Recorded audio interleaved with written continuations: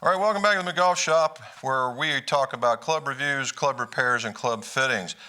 Jim McCleary, most awarded certified club maker, club fitter. Now, what you've been seeing, if you've been on the internet, there's just been a flurry of activity about driver reviews, particularly the Mavrik, right? And this is going to be no different. However, this is going to be a review from a club maker, club fitter point of view, right? We're just not slapping a club in a guy's hand that's equivalent, the same, and moving out. If you want to get dirty, nerdy, techie with me, then stay tuned, and we're going to keep talking about the Mavrik drivers.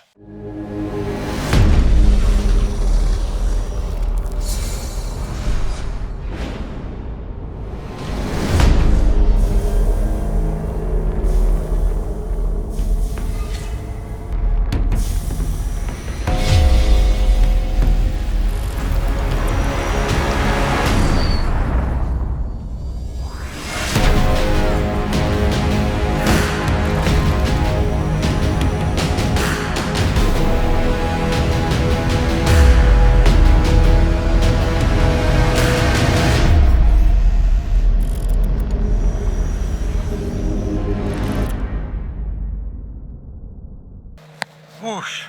Boy, that was a tough one. I had to leave Waverly, Ohio and come all the way down here to Hernando, Florida to be able to tell you about the Mavrik driver. Now, what we didn't get to tell you in the nerdy techie part of it is, and it was lucky enough I was able to shoot this there and bring it here, was the three different models that the Mavrik comes in. It comes in the standard, it comes in the Sub-Zero, and it comes in the Max. Now, if you look, they have different shapes about them. The Mavrik Standard has a much more aerodynamic shape, which they say should get you about 1.5 mile an hour ball speed. Now, if you look at the Sub-Zero and you look at the Mavrik, they tend to get a little flatter and more touching to the ground. Now, why is that?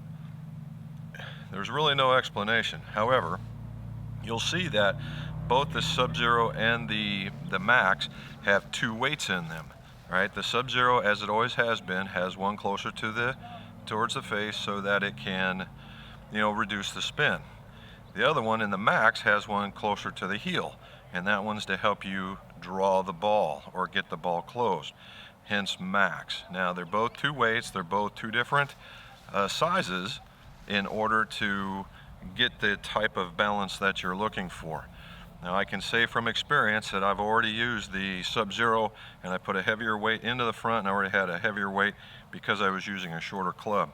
And it does make a difference, okay? It will make that difference. What does all these things sport? They sport the triaxial weave top. They have a new AI designed sole, and it was more really for the sound. And it sounds different, not that typical clang that you get out of you got out of both of the Epic models, the Epic and the Epic Flash. The Rogue was a little more muted because it was a little more elongated. Well, now these are back to being, like a normal driver at the top, and they have these sound channels on the bottom. And I think when you see all the striping, that's really helping with the sound. And that's really what we're looking for, right? It's a nice sounding club. And then you have and it was designed by AI. And then you have the AI flash face. It's a newer design, and every single model within the Flash lineup or within the Mavrik lineup has a specifically designed face, right? So the Max, Standard, Sub-Zero, Fairwaywoods in all three models, hybrids in all three models, and even into the irons have its own face. So I wanted to get this in between here. So let's go measure and see what we found out. So we got them all measured. Now, what did we find? Well, we found all the links were pretty good at 45 3/4, which again, from a fitter's perspective, is ridiculously long, but it's what the spec says, and that's what this test is all about. We found out that I measure at 2 9° and 1 10.5, and we found out that they were all dead on right there. We found out that the swing weight was supposed to be D2, and I imagine that was with a standard weight shaft, so we're going to go with a 60 gram. I got D3, so one swing weight point I'm not going to sweat. The Max driver came out at D2, where the Sub-Zero with the much heavier 70 gram shaft came out at a D6, and that does track. If you're thinking D2 with the 60 gram shaft and you're going to put in a 45 gram shaft and you're going to put in a 70 plus gram shaft, you're going to get much higher, and that's what we found. All right, so as far as specs goes, everything was in except lie angle. That's been tracking with Callaway for a while. For some reason they believe it's 58, and I don't see 58. I found 60, just under 60 with the Sub-Zero, 61 with the regular, and 62 in the max. And again, that tracks. The Sub-Zero should be a little flatter because it's more of the better players club. The standard issue Mavrik would be just a little bit more upright to help keep you in the fairway, and the max, trying to be most forgiving, would be more upright yet again for that same thing, because with the heel weight, everything's about, you know, not go to your outside. That's what they're really tracking. So what did we find out about the shafts? So in the shafts, when we start out with the max, right, this is the helium shaft.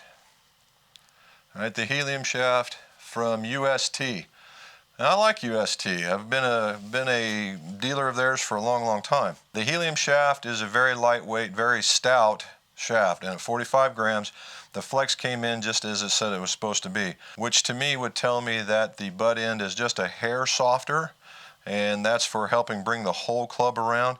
And for you guys that are smoother, will probably really enjoy this. The second one is a 60-gram shaft, which I assume would probably be the standard, what you're going to see in this particular club.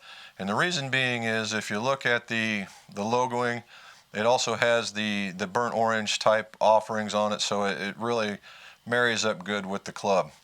And it's the 60-gram shaft, and it came out high in the stiff range. And again, I think that's just because it's all measuring from the butt. Just a slightly stiffer butt section, but it's going to have a softer tip section in order for it to be more friendly. And I think that's probably good. That's the reason why you'll see that in most people's clubs. And finally, for the guy that's aggressive, and I'm glad to see the return of this guy, is the Aldila Rogue.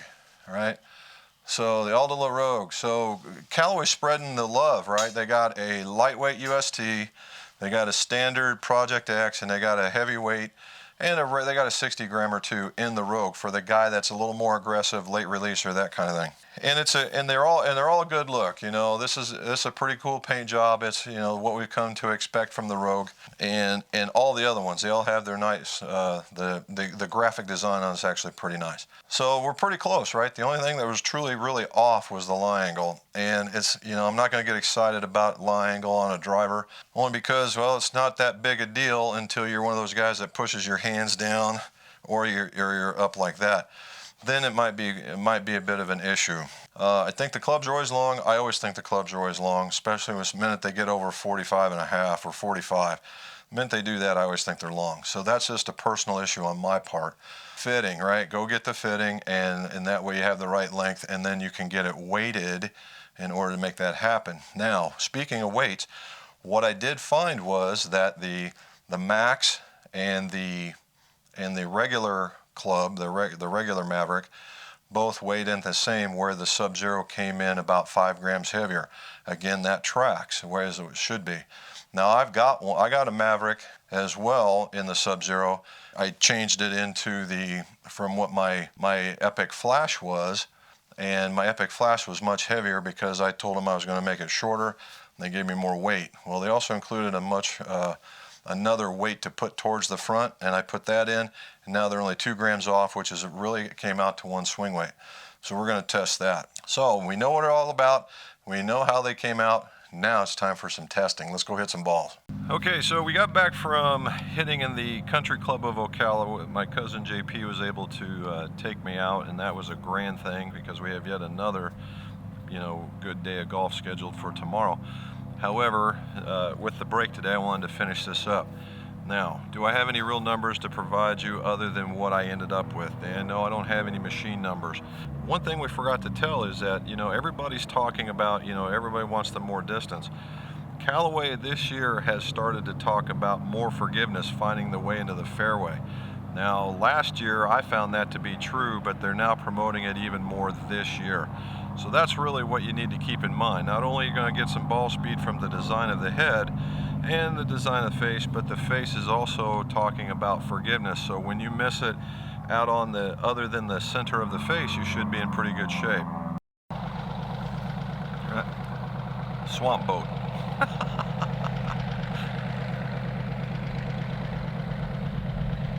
And that's true of all 3 of the models, right? And that's what we want.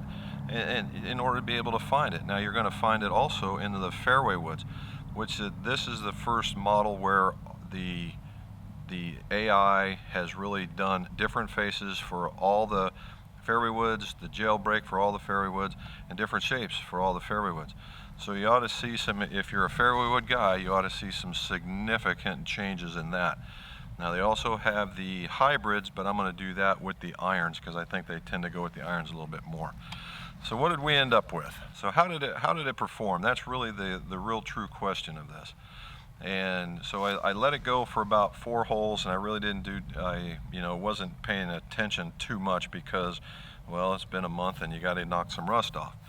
However, once I decided to start tracking, down here I tend to lose distance because I go from being in the mountains of Ohio down to sea level, and I think everybody experiences that from there to here.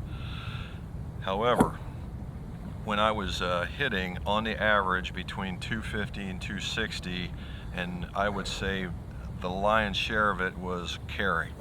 Normally that's not the case for me. Normally I get, a decent number. If you guys seen some of my numbers, it's a 240, 260 kind of thing, where I think this time it was closer to a 250 to 260 or 260 and better. I did have a couple that got beyond the 260 mark, but we're staying with the average because I want to go, oh yeah, I hit one 300, because I didn't. But I did get one out to around 275. It was a pretty good shot. Now, what else did I notice? I noticed that even off-center hits, when I thought, holy cow, I just really healed that one, I really had not. And it was because it was the change of the sound. And when you get the change of the sound, you're like, oh, you get this different expectation. Well, it didn't, and it kept it in the fairway. I can slice it with the best of them, but I was fading, and when you play it, I was playing towards the center of the fairway. When I was on, I was basically hitting, my second shots were going towards the green.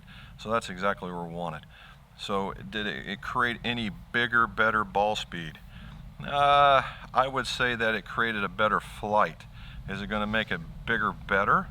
Yeah, I think it's a bigger, better club. Would I go and trade out my Epic Flash right this very second for it if I was one of you guys? I'd wait on that one a little bit. But if the noise on the Epic is just killing you, then yeah, I'd be going to look, because the sound off of this thing is just amazing. And that's what I would do. So hopefully you guys like this coming from Hernando. And I'm setting up to go to the PGA show, so guys, stay tuned for that. And don't forget about the live streams. And let's see your scores. Go low.